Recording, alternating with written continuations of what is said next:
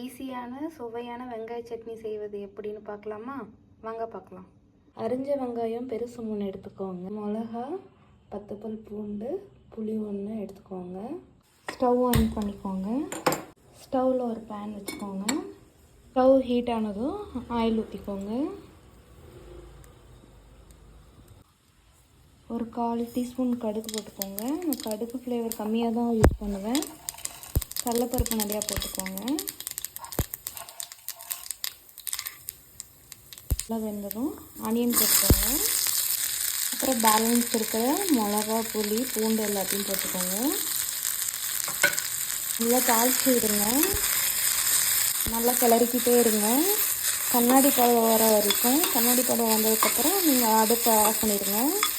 கண்ணாடி பதம் வந்ததும் ஸ்டவ் ஆஃப் பண்ணிடுங்க. ஹீட்டாக இருக்குது. ஹீட் ஆறுனதுக்கப்புறம் அரைச்சிடலாம்.